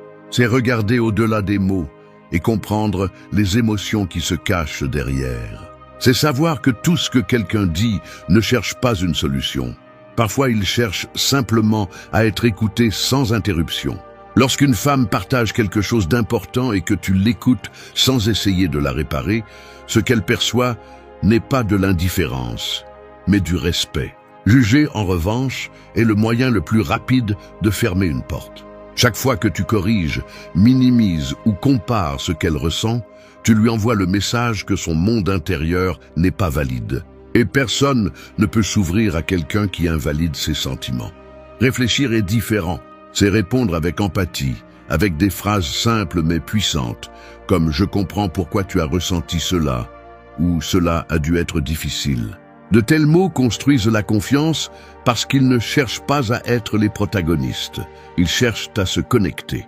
Être un reflet implique aussi de te connaître. Si tu n'es pas en paix avec tes propres émotions, tu finiras par les projeter sur les autres. Un homme émotionnellement mature ne réagit pas à chaque chose qu'il entend.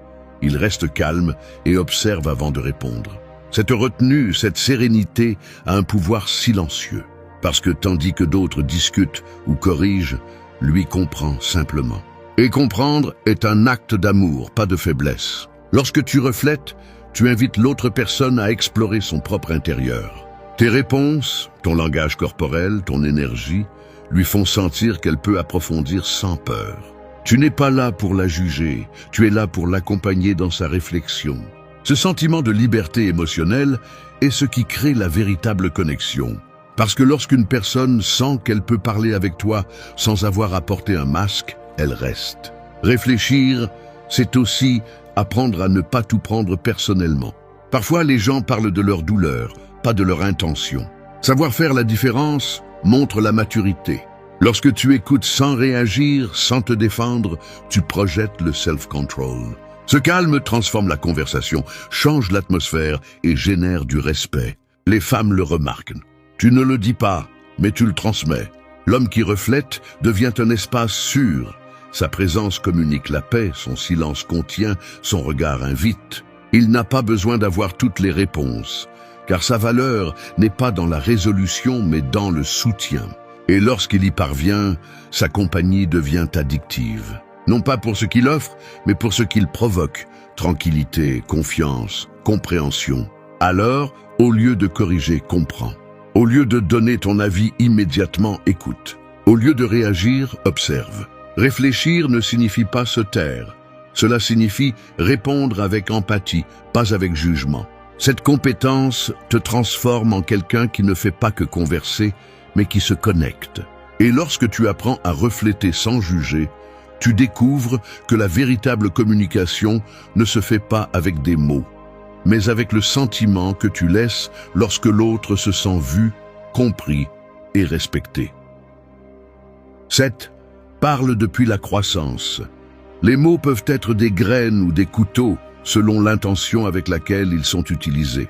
Un homme qui a appris à grandir émotionnellement ne parle pas pour démontrer sa puissance, mais pour partager sa sagesse. Son ton ne cherche pas à s'imposer, il cherche à élever. Parler depuis la croissance signifie que chaque mot que tu prononces naît de tes expériences, pas de tes blessures. C'est parler avec maturité, avec calme et avec la clarté de celui qui a déjà compris que la communication n'est pas une question de victoire, mais de connexion. Un homme qui parle depuis la croissance n'utilise pas ses histoires pour se vanter, mais pour enseigner. Il n'a pas besoin de cacher son passé, car il l'a transformé en apprentissage. Chaque chute lui a donné une perspective, chaque erreur lui a appris à voir avec empathie. C'est pourquoi quand il parle, on sent la vérité. Ces mots ont du poids parce qu'ils naissent de l'expérience, pas de la théorie. Et cela crée un impact immédiat. Une femme peut oublier tes gestes, mais elle n'oublie jamais la sensation d'avoir été comprise par quelqu'un qui a déjà parcouru ce même terrain. Parler depuis la croissance implique aussi de contrôler son ego.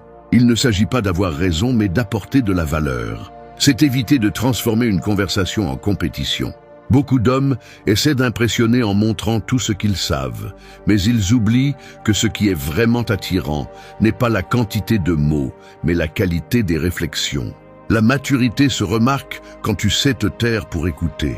Et quand tu parles, tu le fais depuis l'équilibre, pas depuis la réaction. Quand tu partages depuis la croissance, tes mots inspirent sans avoir besoin de convaincre. Tu parles depuis le calme, depuis la certitude d'avoir surmonté ce que d'autres sont encore en train de comprendre. Cette énergie transmet de la stabilité. Et la stabilité émotionnelle est l'une des formes d'attraction les plus fortes. Les femmes le perçoivent instantanément. Pas pour ce que tu dis, mais pour la façon dont tu le dis. Ton langage corporel, ton rythme, ton ton, tout communique. Parler depuis la croissance, c'est aussi savoir quand ne pas parler. Parfois, le silence est la réponse la plus sage. Non pas parce que tu n'as rien à dire, mais parce que tu comprends que toutes les batailles n'ont pas besoin de mots. Un homme en croissance ne réagit pas au chaos. Il l'observe, le comprend et agit ensuite avec précision. Sa voix ne cherche pas le bruit, elle cherche la direction. Cette sérénité captive plus que n'importe quel discours. Quand tu parles, fais-le avec un but. Utilise tes histoires pour construire, pas pour impressionner. Parle de tes apprentissages sans glorifier la douleur. Partage ce qui t'a transformé, pas ce qui t'a brisé. Montre que tu as appris à lâcher prise, à pardonner, à avancer. Parce que celui qui parle depuis la croissance montre qu'il n'a pas seulement vécu, mais qu'il a évolué. Cette façon de communiquer te transforme en un miroir où d'autres peuvent se voir refléter. Tu inspires sans effort. Tu motives sans donner de conseils, tu te connectes sans chercher l'approbation. Parce que les mots qui naissent de la croissance ne cherchent pas à briller, ils cherchent à guérir. Et quand une femme perçoit cela en toi, elle comprend qu'elle est face à un homme différent. Quelqu'un qui sait non seulement parler, mais aussi enseigner par sa façon d'être. Parler depuis la croissance est une forme de leadership émotionnel. C'est la preuve que tu as appris à maîtriser ton esprit et ton cœur. Et quand tu atteins ce point, tes mots ne conquièrent plus par le son, ils conquièrent par le sens. Parce que celui qui parle depuis l'évolution ne cherche pas l'attention, il transmet la direction. Et c'est cette voix qui laisse une trace dans n'importe quel cœur. 8. Pratique la présence. Dans un monde où tout le monde veut être entendu, peu savent vraiment écouter. La présence est le nouveau luxe émotionnel. Un bien rare qui distingue celui qui vit éveillé de celui qui ne fait que réagir. Être présent n'est pas seulement rester physiquement, c'est être là avec l'esprit, le regard et l'âme. Lorsqu'un homme apprend à pratiquer la présence, son silence devient plus éloquent que n'importe quel discours. Une femme le ressent parce que la présence ne se feint pas, elle se transmet. Pratiquer la présence, c'est maîtriser l'art d'être pleinement dans l'instant. Il ne s'agit pas de penser à ce qu'il faut dire ensuite, ni de se distraire avec le téléphone, mais de faire sentir à l'autre que rien d'autre n'a d'importance à cet instant. Le lien émotionnel naît lorsque ton attention devient un refuge. Une femme remarque quand tu l'écoutes vraiment, quand tu n'entends pas seulement ses mots, mais que tu perçois son ton, ses pauses et son énergie. Ce type d'attention n'est pas oublié. Car à une époque de distraction, être écouté sans hâte ressemble à un acte d'amour. Un homme présent ne court pas, ne prétend pas, ne se fragmente pas. Il contrôle son esprit. Son calme crée de l'espace, et c'est dans cet espace que le lien grandit. Les femmes ne sont pas attirées par celui qui parle vite, ni par celui qui cherche à démontrer sa valeur, mais par celui qui transmet la sécurité sans avoir besoin de l'expliquer. La présence est un pouvoir silencieux, c'est la maîtrise interne, c'est la capacité de rester centré même lorsque le monde crie. Pratiquer la présence implique aussi le respect. C'est regarder dans les yeux quand tu parles, non pas comme un geste mécanique, mais comme une forme de reconnaissance. C'est éviter les distractions, non pas parce que c'est une règle, mais parce que tu comprends que chaque moment partagé a de la valeur. Être présent communique que tu sais apprécier ce que tu as devant toi, que tu comprends la rareté d'une connexion authentique. Quand tu es présent, tes mots ont plus de force et tes gestes ont plus de sens. Chaque mouvement que tu fais est perçu comme intentionnel, pas impulsif. Et cela génère une énergie magnétique. Les femmes ressentent cette différence instantanément. Un homme dispersé transmet le doute, un homme présent transmet la certitude. La présence est le signe le plus clair de maturité émotionnelle, car elle montre que tu peux garder ton calme sans te perdre dans le chaos. Être présent ne signifie pas ne pas penser à l'avenir, mais ne pas laisser l'avenir te voler le présent. Cela signifie lâcher prise sur le désir de contrôler la conversation et laisser les choses se dérouler. Dans ce flux, la magie se produit.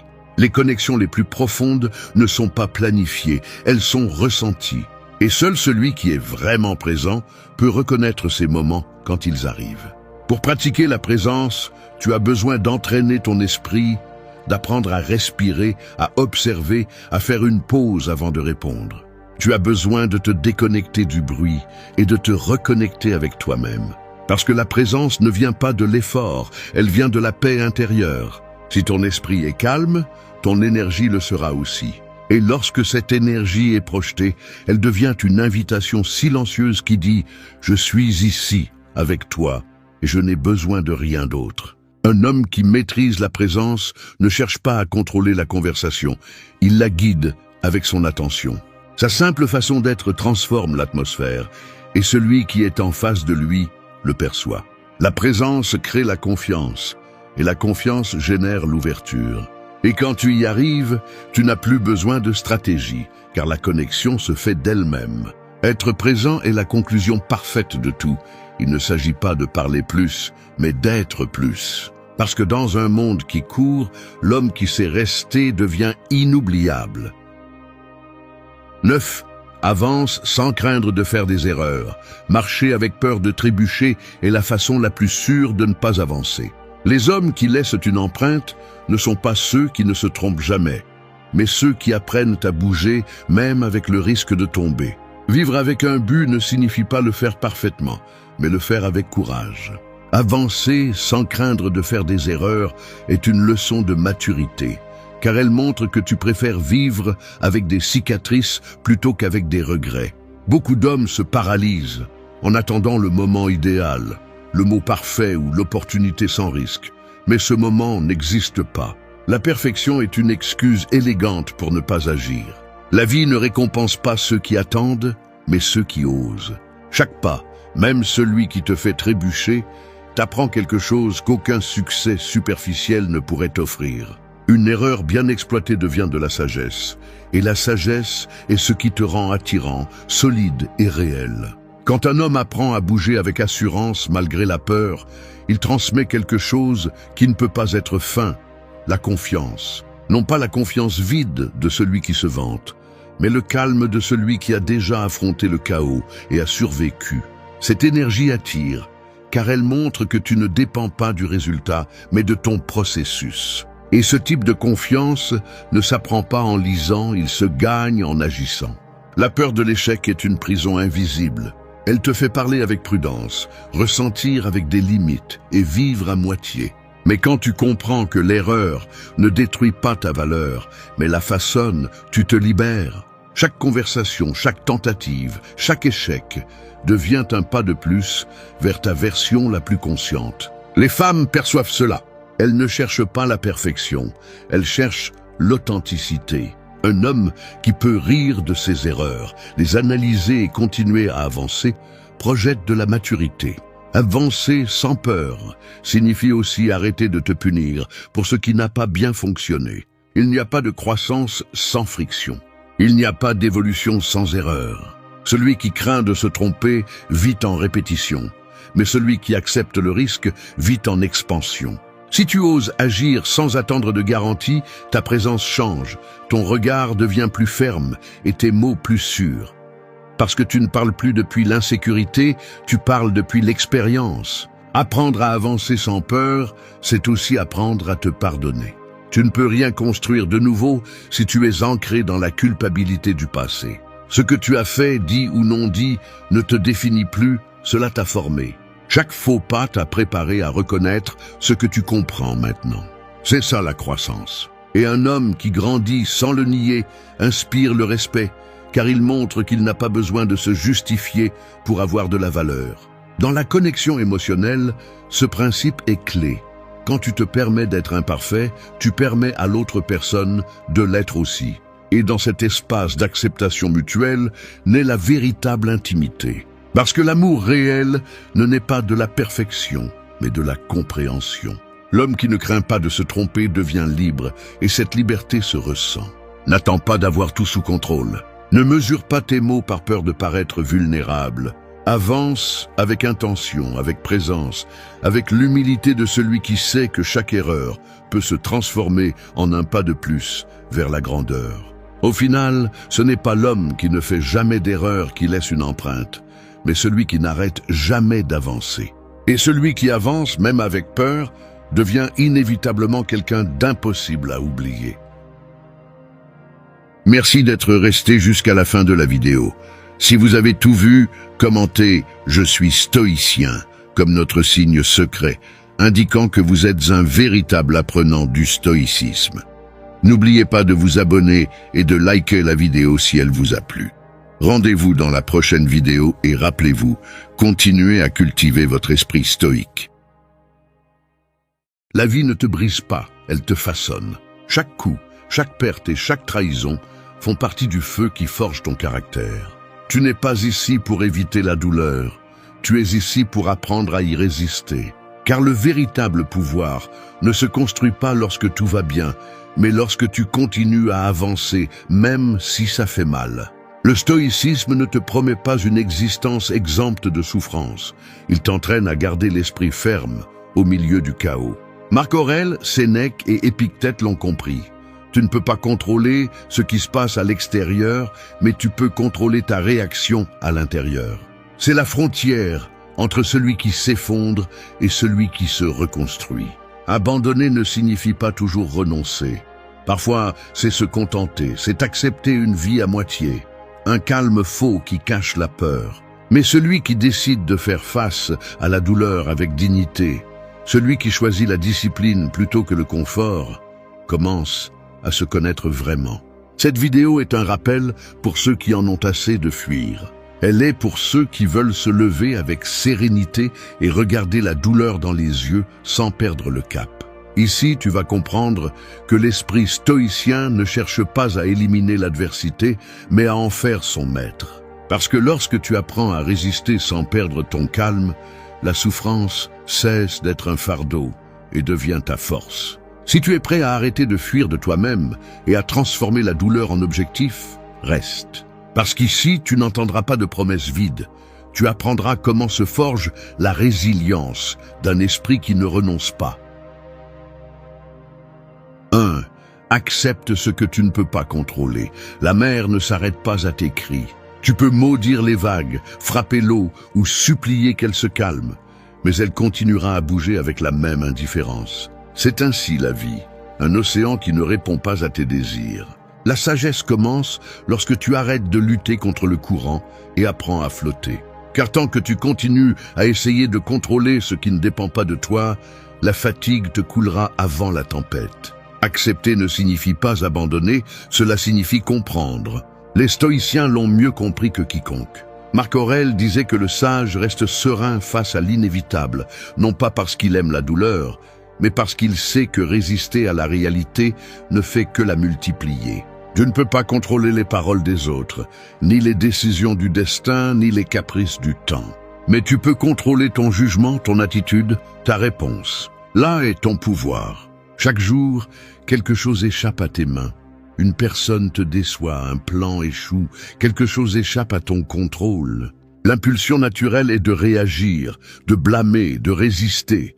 Mais le stoïcien choisit de s'arrêter, d'observer et de se demander « Cela dépend-il de moi ?» Si la réponse est non, lâche prise. Car s'accrocher à l'incontrôlable est comme essayer de tenir du sable entre tes doigts.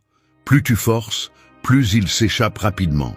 Accepter ne te rend pas faible, cela te rend libre. Cela te libère du poids de l'impossible.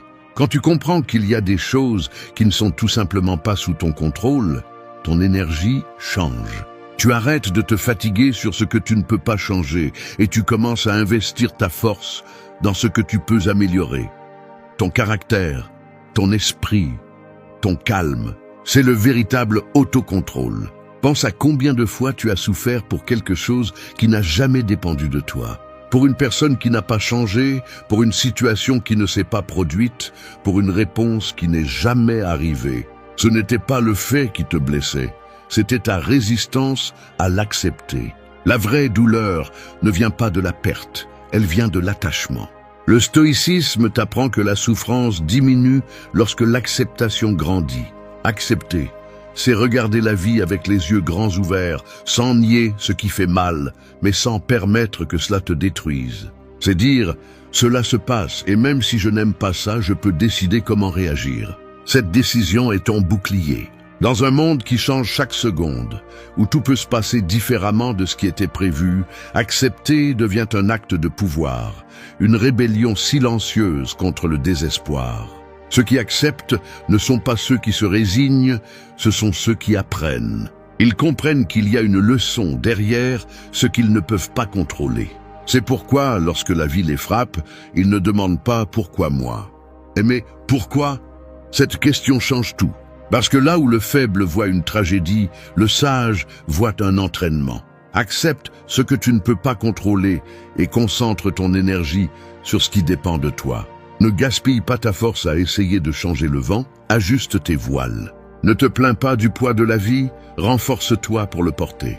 Arrête de demander que le chemin soit plus facile, demande à être plus fort. C'est cette mentalité qui transforme le chaos en calme et la douleur en sagesse. Souviens-toi, celui qui apprend à accepter cesse d'être une victime des circonstances et devient maître de lui-même. Parce que rien ni personne ne peut traîner celui qui ne s'accroche plus. Accepter n'est pas se rendre à la vie, c'est prendre les rênes de ton esprit. Et quand tu maîtrises cela, le monde cesse d'être une menace et devient un terrain d'entraînement pour ton âme. 2. Fais de la douleur ton maître. Le feu ne détruit pas seulement, il purifie aussi. Ce qui passe par les flammes et survit devient plus fort, plus résistant, plus réel. C'est ainsi avec la douleur. Elle n'arrive pas pour te punir, elle arrive pour te façonner. Mais la plupart des gens fuient quand ils la ressentent, cherchant à se distraire, à se cacher, à oublier. Ils ne comprennent pas que fuir la douleur, c'est fuir la croissance. Le stoïcien ne cherche pas la souffrance, mais quand elle arrive, il l'accueille la tête haute, sachant que chaque blessure est une opportunité d'apprendre. Dans la vie, tout ce qui a de la valeur coûte. La paix, la discipline, la sagesse, la tranquillité intérieure. Rien de tout cela ne se construit dans le confort. La douleur n'est pas toujours un ennemi. Souvent, c'est un messager qui apporte la vérité que tu ne voulais pas entendre. Cette relation qui s'est brisée, cette déception, cette perte, n'ont pas surgi par hasard. Elles sont venues pour t'enseigner ce que tu n'aurais pas compris autrement. Marc Aurèle le disait clairement, ce qui entrave l'action la favorise. Ce qui se met en travers du chemin devient le chemin. Chaque expérience douloureuse renferme une leçon si tu as le courage de l'observer sans te victimiser. Quand quelque chose te fait mal, ne te demande pas « pourquoi cela m'arrive-t-il ?» Demande-toi « qu'est-ce que je peux apprendre de cela ?» La douleur peut devenir un maître silencieux si tu es prêt à l'écouter. Mais si tu l'ignores, elle te transformera en son esclave. Celui qui n'apprend pas de sa souffrance la répète. Il ne s'agit pas de romantiser la souffrance, mais de la comprendre. Si ça fait mal, c'est parce que ça te montre une limite, un attachement, une faiblesse ou une vérité que tu évitais de regarder. Chaque coup révèle quelque chose sur toi. La douleur est comme un miroir brisé. Ça fait mal de le regarder, mais il reflète avec précision qui tu es vraiment. Ce que tu fais au milieu de cet inconfort définit ta force. Le stoïcien transforme la douleur en énergie. Au lieu de se plaindre, il observe. Au lieu de résister, il apprend. Au lieu de se rendre, il agit. Ainsi, la douleur cesse d'être une punition et devient un champ d'entraînement pour l'âme. Épictète l'enseignait avec dureté. Ne cherche pas à ce que ce qui arrive comme tu le veux. Souhaite que cela arrive comme cela arrive et ta vie coulera sereinement. Cette acceptation active n'est pas de la passivité, c'est de la sagesse. Pense aux moments les plus difficiles de ta vie. Peut-être ont-ils été ceux qui t'ont le plus appris. Le jour où tu as perdu quelque chose que tu croyais indispensable et que tu as découvert que tu pouvais continuer. Le moment où quelqu'un t'a trahi et tu as appris à avoir plus confiance en toi. L'instant où tout est allé mal, mais au milieu du chaos, tu as trouvé de la clarté. Tout cela t'a préparé à être plus fort, même si tu ne le voyais pas à ce moment-là. Fais de la douleur un entraînement quotidien. Quand quelque chose te dérange, ne le rejette pas immédiatement. Observe-le, analyse-le, utilise-le. Demande-toi ce qu'il t'enseigne sur toi-même. C'est la différence entre celui qui se brise et celui qui évolue. Le premier voit la douleur comme une sentence, le second comme un guide. Sois ferme, mais pas rigide. Le feu ne détruit pas le fer, il le trempe. Laisse la douleur faire de même avec toi. Ne cherche pas à l'éliminer, cherche à la comprendre. Ne la crains pas, transforme-la. Si tu y parviens, aucune blessure ne sera vaine, car chaque cicatrice deviendra un rappel de ta résistance, une marque que tu as survécu, grandi et continué à marcher. Fais de la douleur ton maître, pas ton bourreau. Apprends d'elle avec humilité, laisse-la te raffiner, pas te consumer. Parce qu'à la fin, ce n'est pas la douleur qui définit qui tu es, mais ce que tu fais avec elle. Et quand tu apprends à la voir avec des yeux de sagesse, tu découvres que chaque souffrance était en réalité une façon de t'enseigner à vivre avec plus de but et de force. 3. Discipline-toi pour être libre. Un cheval sauvage court sans but, se laisse emporter par l'impulsion et l'instinct. Mais quand il apprend à être guidé, sa force devient du pouvoir. Il en va de même pour l'esprit humain. Sans discipline, l'énergie se disperse, le temps s'échappe et les désirs te gouvernent.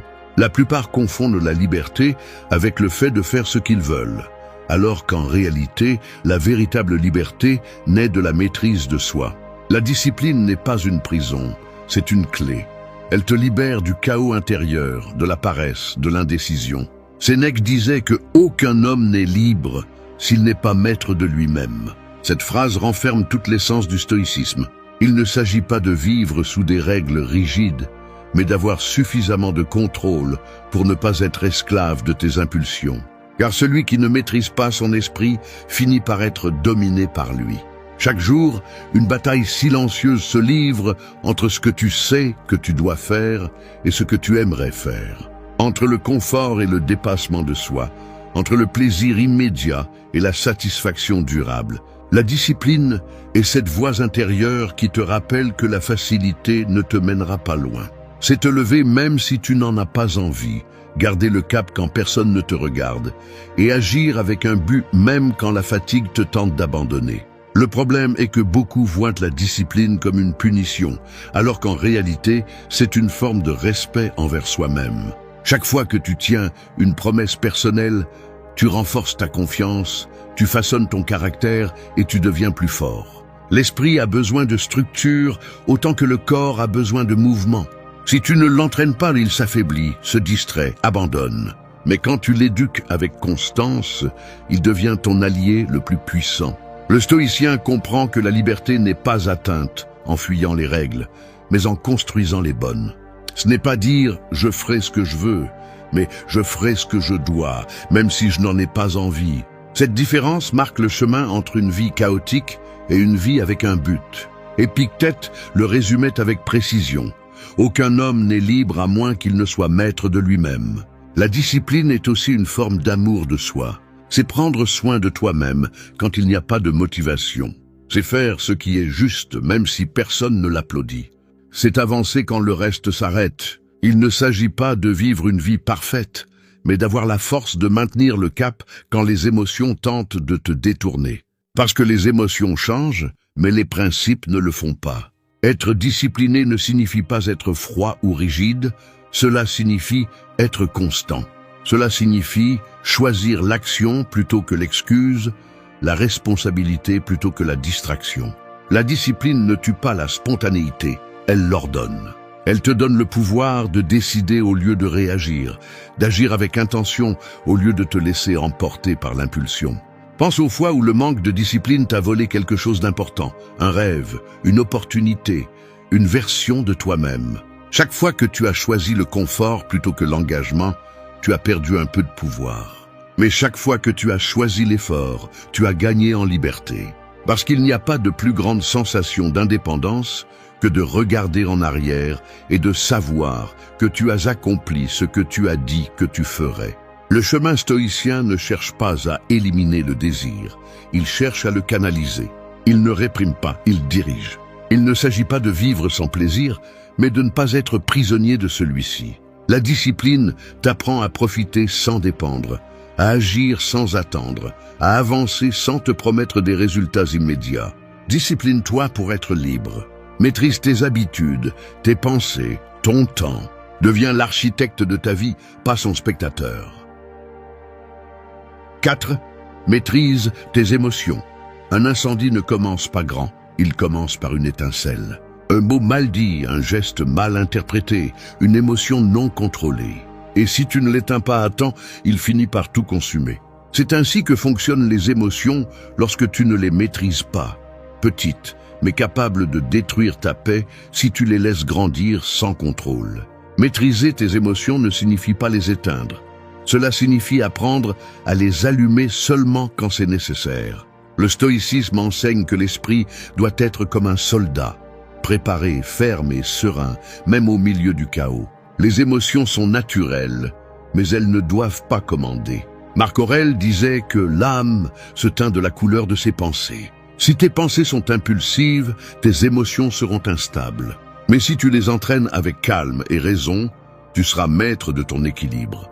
Il ne s'agit pas de réprimer ce que tu ressens, mais de le diriger avec sagesse. Le problème n'est pas de ressentir de la colère, de la tristesse ou de la peur. Le problème est de les laisser te dominer.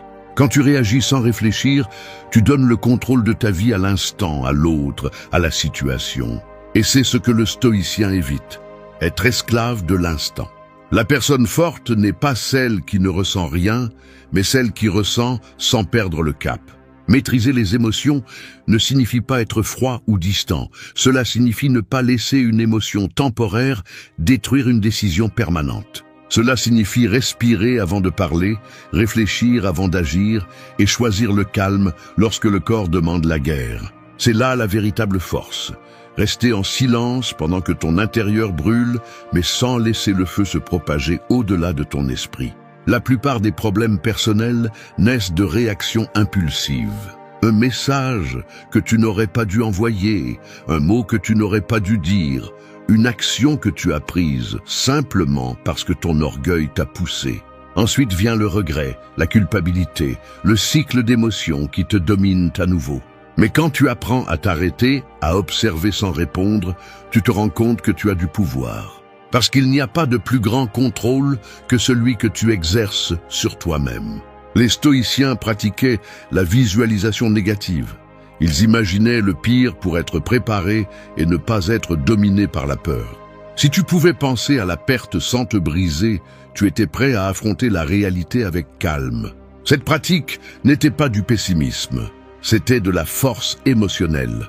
Quand tu sais que tout peut arriver et que tu choisis quand même de rester serein, rien ne peut te sortir de ton centre. Chaque émotion a son message. La colère révèle une injustice, la peur te montre tes limites, la tristesse t'enseigne l'attachement. Mais tu ne dois pas vivre sous leur gouverne. Écoute-les, comprends ce qu'elles veulent te dire et agis ensuite en conscience. Parce que le sage n'ignore pas ses émotions, il les traduit en décisions intelligentes. Pense à la dernière fois que tu t'es laissé emporter par la colère. Qu'as-tu vraiment gagné? Tu as probablement juste perdu de l'énergie, du temps et de la clarté. Mais quand tu choisis de rester calme, même lorsque l'environnement te provoque, tu gagnes quelque chose que personne ne peut te prendre, la maîtrise intérieure. Ce calme est du pouvoir. C'est la différence entre réagir comme tout le monde ou répondre comme quelques-uns. Maîtriser les émotions est un entraînement constant. Cela ne se produit pas du jour au lendemain. Cela se construit à chaque instant où tu choisis de penser avant de ressentir. Le calme n'est pas l'absence d'émotion, c'est le contrôle conscient de celle-ci. Et cette compétence te rend imperturbable, quelqu'un qui ne peut être manipulé ni renversé par le chaos extérieur. 5. Vis le présent avec conscience. L'horloge ne s'arrête jamais, mais l'esprit si. Il reste coincé dans ce qui est déjà passé ou s'avance sur ce qui n'existe pas encore. C'est comme un voyageur qui marche en regardant en arrière ou qui court sans direction. C'est ainsi que la plupart d'entre nous vivent, absents du moment présent. Et pendant ce temps, le présent, le seul moment réel que nous avons, nous échappe entre les doigts. La pleine conscience n'est pas un luxe spirituel, c'est une nécessité pour celui qui souhaite vivre avec un but. Le stoïcisme enseigne que seul le présent est à nous. Le passé ne peut plus être touché et l'avenir n'a pas encore de forme. Pourtant, l'être humain passe la majeure partie de sa vie à regretter ce qui a été ou à craindre ce qui pourrait être. Sénèque a écrit que nous souffrons plus dans notre imagination que dans la réalité. Et c'est vrai, l'esprit incontrôlé fabrique des douleurs qui n'existent pas encore et ravive des blessures qui auraient déjà dû guérir. Vivre avec conscience, c'est arrêter cette fuite d'énergie. C'est être dans ce que tu fais sans te diviser entre les souvenirs et les attentes. C'est manger et vraiment savourer, marcher et vraiment sentir le sol, parler et vraiment t'écouter. Cela semble simple, mais cela demande de la pratique. Parce que ton esprit est entraîné à fuir le présent. Il cherche toujours quelque chose de plus. La distraction, la comparaison, la promesse que l'avenir sera meilleur. Mais si tu n'apprends pas à être présent, quand ce futur arrivera, tu ne sauras pas non plus en profiter. Marc Aurèle le savait bien, au milieu des guerres, des devoirs et des responsabilités, il a écrit que nous devons limiter notre attention au moment présent. Pas à demain, pas à ce qui s'est passé, mais à ce qui est devant nous. Le présent n'est pas toujours agréable, mais il est toujours réel. Et le réel est la seule chose que tu peux transformer. Quand tu es présent, tu prends le contrôle du seul terrain où tu peux agir. Vivre avec conscience ne signifie pas nier le passé ni ignorer l'avenir. Cela signifie ne pas vivre asservi par eux. Tu peux te souvenir, mais sans rester là. Tu peux planifier, mais sans oublier que la seule chose qui existe est le présent. Tout pouvoir, toute tranquillité, toute clarté naissent de l'attention portée au moment présent. Parce que lorsque ton esprit est ici, le bruit du monde s'éteint et tu découvres une force que tu ne voyais pas auparavant. Beaucoup de gens vivent avec l'esprit divisé, faisant une chose tout en pensant à une autre. Ils travaillent en souhaitant se reposer. Ils se reposent en ressentant de la culpabilité. Ils aiment en craignant de perdre. Ainsi, ils ne trouvent jamais la paix. Le stoïcisme propose quelque chose de radicalement différent. Être totalement dans ce que tu fais. Si tu travailles, travaille. Si tu te reposes, repose-toi. Si tu aimes, aime. La sérénité naît de la cohérence entre la pensée et l'action. Être présent te permet également de mieux gérer tes émotions. Quand tu es conscient, tu vois venir la colère avant qu'elle n'éclate, la peur avant qu'elle ne te paralyse, la tristesse avant qu'elle ne te consume. La conscience n'élimine pas les sentiments, elle les éclaire. Et quand quelque chose est éclairé, il cesse d'avoir autant de pouvoir sur toi.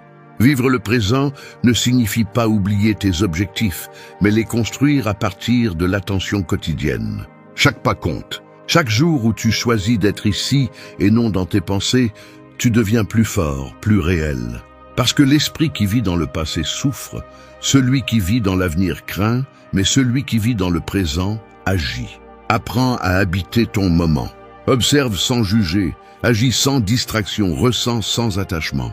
Tu n'as pas besoin de plus de temps, tu as besoin de plus de présence. Chaque jour contient tout ce dont tu as besoin pour avancer, mais seulement si tu es éveillé pour le voir.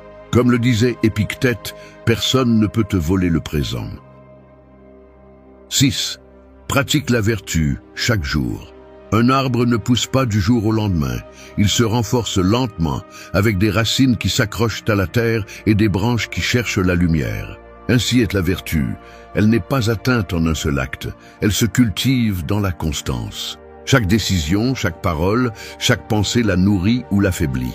Le stoïcisme enseigne que le but de la vie n'est pas la gloire ni la richesse, mais de vivre avec vertu, car seul celui qui agit avec droiture peut être véritablement libre. Pratiquer la vertu, c'est agir avec cohérence, même quand personne ne vous voit. C'est choisir ce qui est juste plutôt que ce qui est pratique, la vérité plutôt que le confort, le calme plutôt que la réaction. Sénèque disait que celui qui fait le bien par devoir vit en harmonie avec lui-même. Et cette harmonie est la plus grande récompense que l'âme puisse recevoir. Il ne s'agit pas d'être parfait, mais d'être conscient de chaque choix. Car chaque fois que vous décidez d'agir avec vertu, vous vous rapprochez un peu plus de votre meilleure version. Le monde actuel promeut le contraire. Il nous apprend à agir par intérêt, par apparence ou par peur d'être jugé. Mais le stoïcien ne cherche l'approbation de personne. Il cherche la paix intérieure qui naît de savoir qu'il a agi avec intégrité. C'est la différence entre celui qui vit en poursuivant la reconnaissance et celui qui vit avec un but. La vertu n'a pas besoin d'applaudissements, elle se soutient seule. Pratiquer la vertu n'est pas un acte isolé, c'est un mode de vie. Cela implique la justice dans le traitement des autres, la sagesse dans la prise de décision, le courage de rester ferme face à l'adversité et la tempérance pour ne pas se laisser emporter par les désirs ou les impulsions. Ces 4 piliers, sagesse, justice, courage et tempérance, sont la base de toute force intérieure. Sans eux, le caractère se brise à la première difficulté.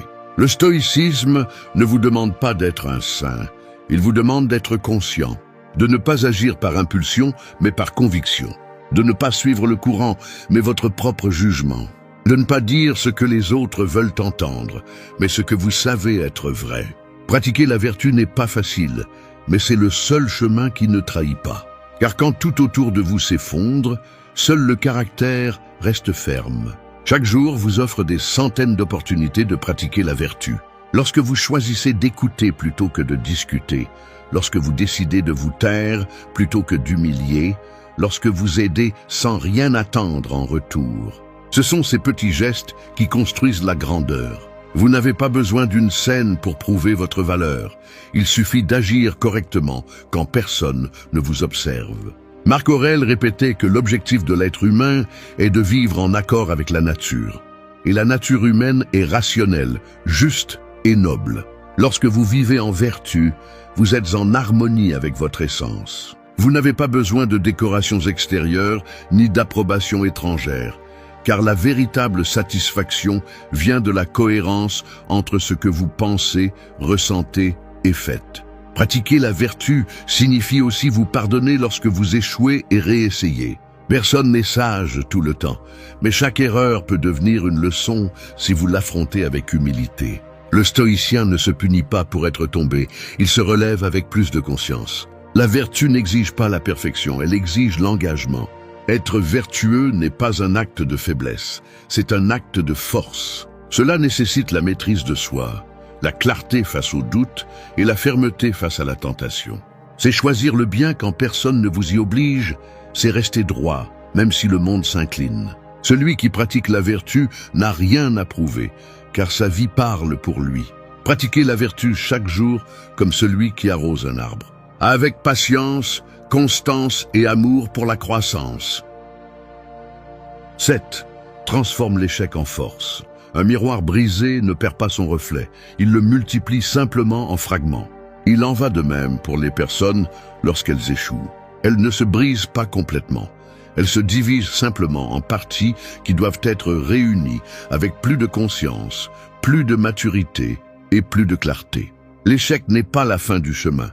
C'est le feu où est testée votre véritable résistance. Le stoïcisme enseigne que l'important n'est pas ce que vous perdez, mais ce que vous décidez d'apprendre de cela.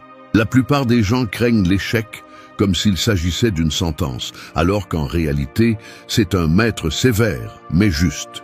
Il n'y a pas de croissance sans faux pas, ni de succès sans erreur. L'échec révèle que vous êtes sans masque. Il vous oblige à vous voir tel que vous êtes, sans excuses, sans illusions. Sénèque disait que l'homme sage se renforce avec les coups du destin, comme le feu est attisé par le vent. Et c'est ce que fait l'esprit stoïcien. Il transforme chaque chute en un élan vers quelque chose de plus grand. Échouer n'est pas perdre, c'est découvrir une façon qui n'a pas fonctionné. C'est une opportunité d'ajuster votre cap, de nettoyer ce qui est superflu et de vous concentrer sur l'essentiel. Le problème n'est pas de tomber, mais de rester en bas en blâmant le monde.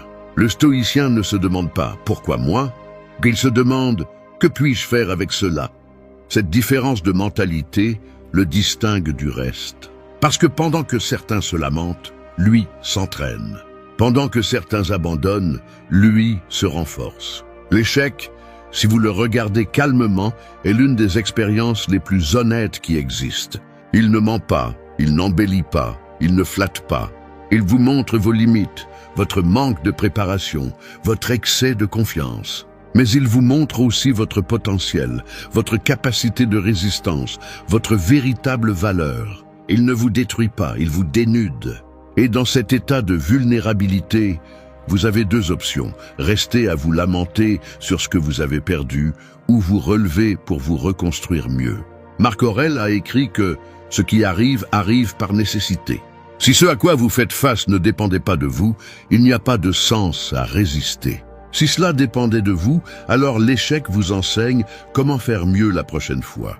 Il n'y a pas de défaite chez celui qui apprend. Chaque erreur commise avec humilité devient un outil pour l'avenir. Chaque fois que vous échouez et choisissez de continuer, votre caractère se durcit comme le fer sous le marteau. Le stoïcien ne cherche pas une vie sans échec, il cherche un esprit qui ne se brise pas face à eux. Il sait que tout processus nécessite des chutes, que toute transformation implique de la douleur. Mais cette douleur n'est pas un ennemi, c'est la preuve que vous changez. Les personnes qui grandissent le plus ne sont pas celles qui gagnent toujours, mais celles qui apprennent à gagner même lorsqu'elles perdent. Transformer l'échec en force nécessite du courage. Cela signifie ne pas cacher vos erreurs, mais les affronter avec dignité. Cela signifie ne pas rester coincé dans la culpabilité, mais passer à l'action. Lorsque l'échec arrive, l'esprit faible abandonne, l'esprit commun se justifie et l'esprit fort analyse, apprend et avance. Ce dernier est l'esprit stoïcien. Chaque fois que vous échouez, rappelez-vous ceci. L'échec ne vous définit pas, il vous polit. Si vous apprenez de lui, il vous transforme en quelqu'un de plus sage. Si vous l'évitez, il vous maintient tel que vous êtes. Il n'y a pas d'erreur plus grande que de craindre l'erreur.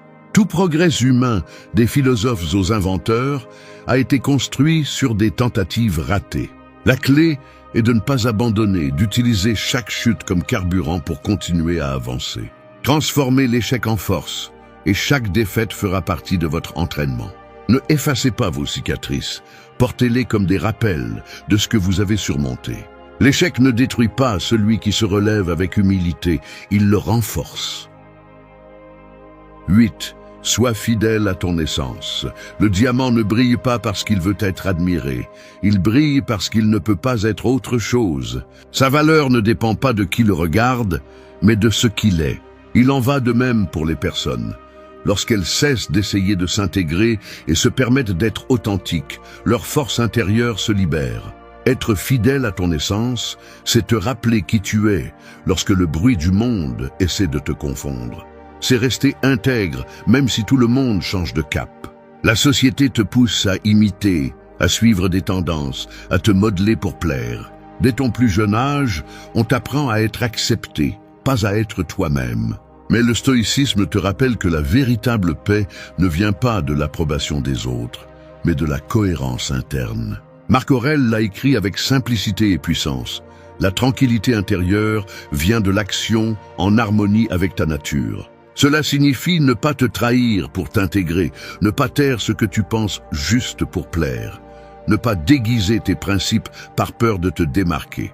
Être fidèle à ton essence, ce n'est pas te rebeller contre tout, c'est maintenir ta vérité au milieu de tout. Tu n'as pas besoin de hausser la voix pour être ferme, ni d'expliquer ton chemin pour le justifier. L'authenticité ne cherche pas la validation, elle se soutient seule. Quand tu sais qui tu es, les critiques deviennent un bruit lointain et les éloges cessent de contrôler ton humeur. L'âme forte ne se gonfle pas avec les éloges, ni ne se rétrécit avec les offenses. Elle avance simplement. Le stoïcisme enseigne que l'identité se construit en silence, dans les décisions que tu prends quand personne ne te regarde. Être fidèle à toi-même implique de ne pas négocier tes valeurs pour le confort. Cela implique de tenir ta parole, même si personne ne l'entend. Cela signifie choisir l'honnêteté, même si cela fait mal, parce que le mensonge, tôt ou tard, finit par t'épuiser. Vivre selon ton essence n'est pas toujours facile, mais c'est le seul chemin qui te laisse dormir en paix. La vie te mettra à l'épreuve, où être toi-même aura un coût. Parfois tu perdras des personnes, des opportunités ou de la reconnaissance. Mais ce que tu gagnes en retour est plus précieux, le respect de soi. Et ce respect ne s'achète pas, il se construit. Sénèque disait qu'une vie heureuse se base sur la conformité de l'âme avec sa nature. En d'autres termes, ce n'est que lorsque tu cesses d'agir pour les autres que tu commences à vivre pour toi. Être fidèle à ton essence ne signifie pas ne pas changer. Cela signifie évoluer sans te trahir.